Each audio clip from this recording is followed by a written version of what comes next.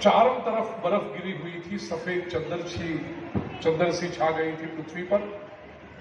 और उस समय एक सफेद हंस आकाश में ऊंचाई पर उड्डयन कर रहा था। उसकी दृष्टि नीचे गिरी, देखा कि पूरी सफेद चद्दर सी छाई हुई है और एक जगह पे काला सा धब्बा है, दाग जैसा है। उसने सोचा ये दाग कहां से आया। नीचे आया, वो अपने उड्डयन को छोड़कर अपने गंतव्य की ओर जो यात्रा कर रहा था वो छोड़कर नीचे आया। देखा एक चूहा बेहोश पड़ा है ठंडी की वजह से। अब हंस स्वभाव से करुणावान है, दया आ गई उसको। सोचा थोड़ी सी गर्मी दे दें इसको, बेहोश पड़ा है, ठंडी से जाग जाएगा। हंस नीचे आया और चूहे के ऊपर अपने पंख फैला कर बैठा।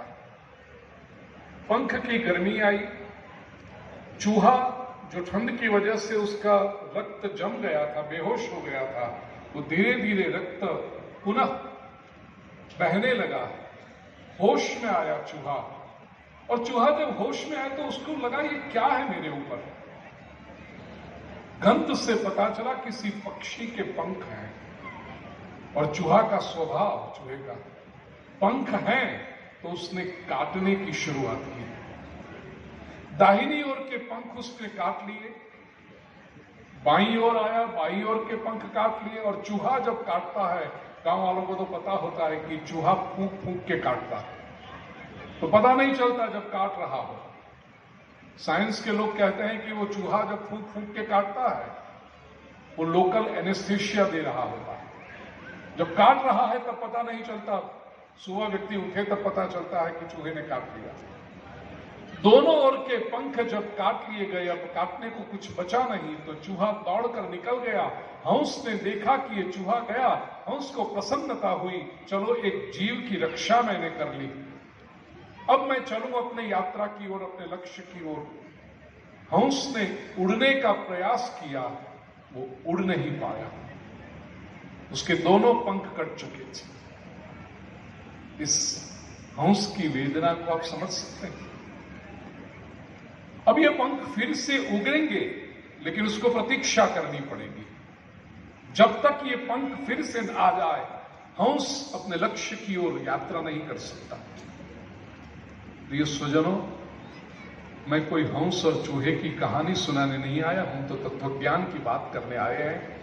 उपनिषद में यह कथानक मिलता है, यहां हंस या आत्मा का प्रतीक है। आज की कथा में महाराज श्री अपने आत्मा, महात्मा और परमात्मा का बहुत सुंदर विश्लेषण किया। हंस ये आत्मा का प्रतीक है। आत्मा परमात्मा की ओर उड्डयन करता है और उसकी दृष्टि नीचे भूमि पर पड़ती है। मन रूपी चूहा बेहोश पड़ा है। आत्मा का स्वभाव है, करुणावान है, जैसे हंस करुणावान।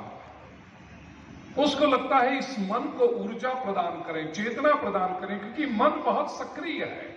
मन यदि जागृत हो जाए तो बहुत कुछ हो सकता है। आत्मा अपनी ऊर्जा प्रदान करता है, मन को चेतनवान बनाता है, चैतन्यवान बनाता है। लेकिन ये मन रूपी चूहा जब चैतन्यवान बनता है तो पहला काम क्या करता है? जैसे उस चूहे ने हंस के पंख काटे, ये मन रूपी चूहा आत्मा रूपी हंस के पंख काट देता है।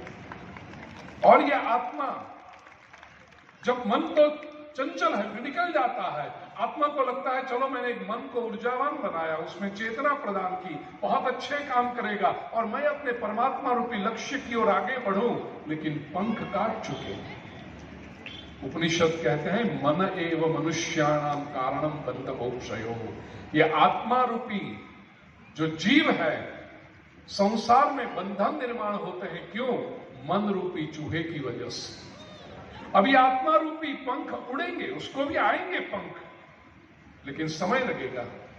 तो हम स्वाभाविक रूप से पूछें कि कोई ऐसा उपाय नहीं हो सकता कि ये पंख जल्दी से उग जाए? कोई ट्रीटमेंट, कोई इलाज करें हम, कोई दवाई लगाएं, कोई डॉक्टर? हाँ, ये आत्मा भी जो मन की वजह से संसार में बंधा हुआ, उसके पंख कटे हुए हैं, वो पंख उगेंगे, आज नहीं। बहुनाम जन्मनाम अंते ज्ञानवान माम प्रपद्यते, भगवद गीता में श्री कृष्ण कहते हैं। लेकिन ऐसा कोई उपाय है कि ये पंख जल्दी उग जाए आत्मा की, ताकि परमात्मा की ओर यात्रा शुरू हो जाए? यही तो काम है महात्मा का, जो डॉक्टर के रूप में आत्मा रूपी हंस के पंख जल्दी से उगे ताकि परमात्मा की ओर यात्रा शुरू हो जाए। प्रिय स्वजनों, मां भगवती जगदम्बा के स्थान में 3 दिन के लिए हनुमान जी का भक्त और गुरु कृपा का प्राप्त हुआ एक कुशल डॉक्टर आके बैठा हुआ है।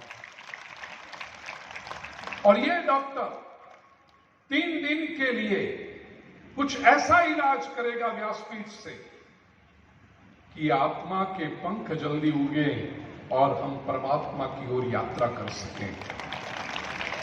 इसके लिए आप तो आए हो,